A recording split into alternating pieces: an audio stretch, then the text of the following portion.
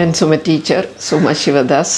നമ്മുടെ ഇന്നത്തെ വിഭവം ഇതുകൊണ്ടാണ്. ഒരു കാരറ്റ് പച്ചടി, തൈര് ചേർത്ത പച്ചടി. ഇത് രണ്ട് തരത്തിൽ നമ്മൾ ഉണ്ടാക്കും. പച്ചടി എന്ന് പറയുന്നതും കിച്ചടി എന്ന് പറയുന്നതും പല സ്ഥലങ്ങളിൽ പേരിൽ മാത്രമേ വ്യത്യാസമുള്ളൂ. ഉണ്ടാക്കുന്ന രീതിയിലും അല്പസ്വല്പം ഉണ്ടെങ്കിലും തൈര് ചേർത്ത ഒരു പ്രത്യേക രീതിയിലുണ്ടാക്കിയ വെജിറ്റബിൾ കറികളെയാണ് തൈര് പച്ചടി എന്ന് പറയുന്നത്.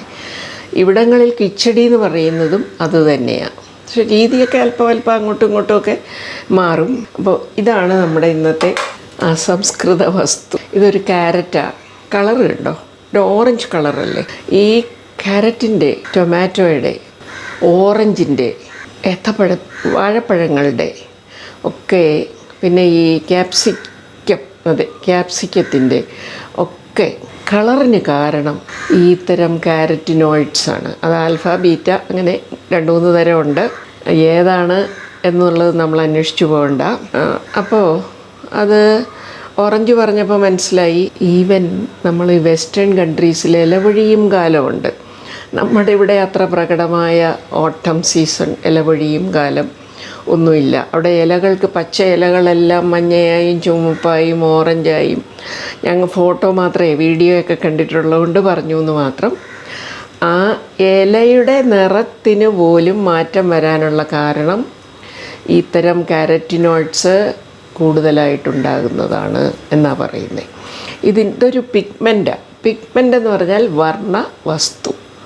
എന്നാൽ ആപ്പിളിൽ ഇത് കുറച്ച് കുറവാണ്. ചീരയുടെ പലതരം ചീര കളറുകളില്ലേ, അത് ബീറ്റ്റൂട്ട്, അതെല്ലാം ഈ കാരറ്റിനോയിഡ് ഗ്രൂപ്പിൽ പെടും. റെഡ് ക്യാരറ്റ്, തക്കാളിയുടെ റെഡ് കളറ്, ഇതൊക്കെ മാമ്പഴം, ഇവയുടെ എല്ലാം ഈ യെല്ലോയിഷ് ഓർ റെഡിഷ് ഓർ കളേഴ്സിന് കാരണം കാരറ്റിനോയിഡ് എന്ന വർണ്ണവസ്തുവാണ്. ഇതൊരു ജൈവ വർണ്ണവസ്തുവാണ്, ഓർഗാനിക് ആണ്.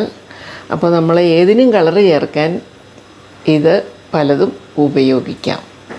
അതിലേറ്റവും പറ്റിയതാണ് ബീറ്റ്റൂട്ട് എന്നാണ് അറിവ്. അപ്പോൾ ഇതുപയോഗിച്ചൊരു പച്ചടി ഉണ്ടാക്കാം. അതിന് വേണ്ട മറ്റ് സാധനങ്ങൾ ഇതൊക്കെയാണ്. ഇപ്പോൾ ക്യാരറ്റ് അങ്ങ് മാറ്റാമല്ലോ. ഇതേപോലെയുള്ള 2 ക്യാരറ്റ് പൊട്ടിയായിട്ട് അരിഞ്ഞിരിക്കുക നീളത്തിന്. നമ്മൾ ഈ വെള്ളരിക്ക കിച്ചടിക്കൊക്കെ അരിയുന്ന പോലെ തന്നെ ഇത് ഗ്രേറ്റ് ചെയ്താൽ ഇത്രയും രുചി കിട്ടില്ല. കുറച്ചുകൂടെ നീളത്തിൽ വേണേലും എടുക്കാം. ഇതൊരു 5-6 വെളുത്തുള്ളി നീളത്തിൽ തന്നെ അരിഞ്ഞിരിക്കുന്നു. ഇതെന്തൊരു പച്ചടി എന്ന് വിചാരിക്കരുത്. ഇതൊരു ക്രിസ്ത്യൻ സ്റ്റൈലാണ്. നോൺ വെജിനാണ് പ്രധാനമായിട്ട് ഉപയോഗിക്കുന്നത്. അതിൻ്റെ കൂടെ നല്ല സ്വാദ്, അതാണ് ഇതൊക്കെ വന്നിരിക്കുന്നത്. വെളുത്തുള്ളി, ഇഞ്ചി, ചുമന്നുള്ളിക്ക് പകരം സവോള നീളത്തിൽ അരിഞ്ഞത്, ഇത് ഒരെണ്ണമുണ്ട്. 5-6 കരിവേപ്പില, 2 പച്ചമുളക്. ഇത് ഇത്രയും സാധനങ്ങൾ മതി. കടുക് പൊട്ടിക്കുകയായിരുന്നേ, കടുക് പൊടി ഇടുന്നില്ല. അപ്പോൾ ഇത് നമുക്ക് ഒന്ന് പ്രിപ്പറേഷൻ കാണുക. അപ്പോൾ നമ്മൾ കുറച്ച് വെളിച്ചെണ്ണ അല്ലെങ്കിൽ ഓയിൽ, വളരെ കുറച്ച് മതി, ഒരു 2 ടീസ്പൂൺ കടുകിട്ടു. മുളക്, കരിവേപ്പില, കടുകും മുളകും കരിവേപ്പിലയും പൊട്ടിച്ചു. ഇഞ്ചി, വെളുത്തുള്ളി ഒന്ന് വാട്ടി. എളുപ്പം ഇതുണ്ടാക്കാൻ. പച്ചമുളക് ഇട്ടു. ഇനി നമ്മൾ ഉള്ളി, സവോള ഇട്ടു.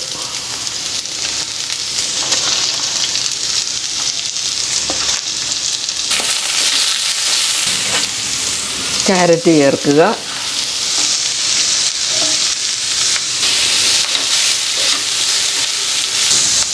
ഉപ്പിട്ടു.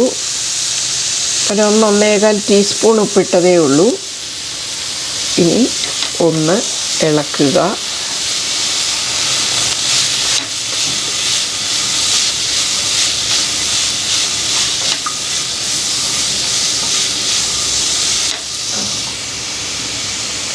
വേണ്ട മുളക് പൊടി ഞാൻ അല്പം കുറവ്, 1/2 ടീസ്പൂൺ ഇട്ടു. ഒരു 1/2 തൊട്ട് 1 വരെ ഇടാം.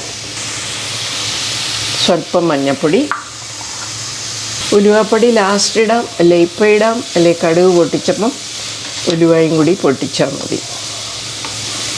ഇതൊന്ന് വാടി വേകട്ടെ.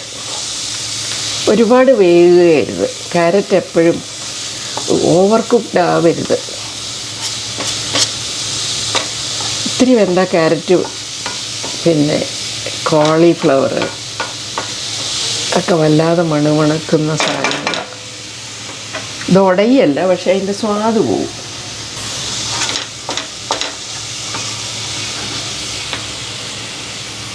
ഇനി നമുക്കൊന്ന് അടച്ചു വയ്ക്കാം.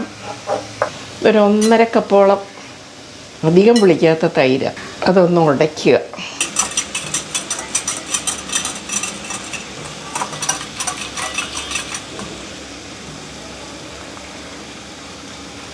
ഒന്ന് വതങ്ങിയൊക്കെ വന്നു. ശക്കലം രുചിയൊക്കെ വെന്തതിൻ്റെ ആയി. കൂടുതലൊട്ടും വെന്തിട്ടില്ല. ഇനി നമ്മളിത് ഒരു പാത്രത്തിലോട്ട് എടുത്തിട്ട് അതിലേക്ക് ഈ തൈര് ഒഴിക്കും. അതല്ലെങ്കിൽ ഈ തൈര് ഇങ്ങോട്ട് ഒഴിക്കാം, പക്ഷെ തൈര് ചൂടായി ഒരുപാട് പോകരുത്. അതിന് ഞാൻ ചെയ്യുന്നത് ഇതുണ്ടാക്കുമ്പോൾ ഇങ്ങനെ തന്നെയാണ്. അപ്പോൾ ഇതെടുത്ത് ഇങ്ങോട്ട് മാറ്റുക.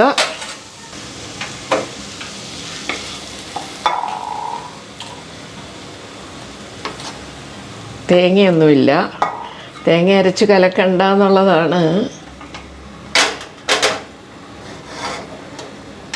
ഇതിൻ്റെ നേട്ടം.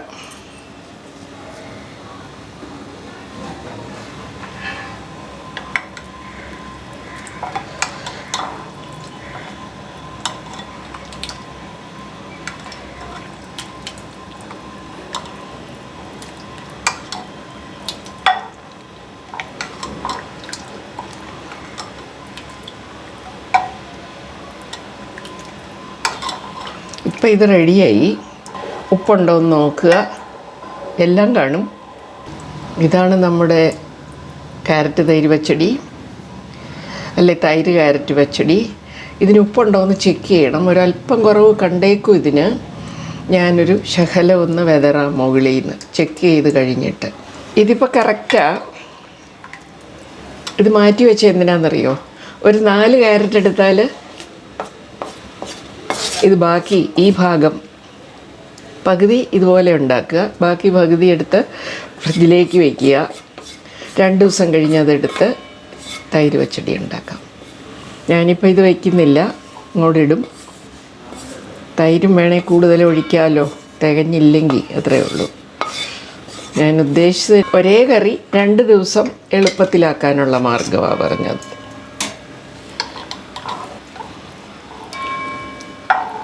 ഒരു ബിഗ് പിഞ്ച് ഓഫ് ഉലുവാപ്പൊടി, ഫെനുഗ്രീക്ക് പൗഡർ, കറി ലീവ്സ്.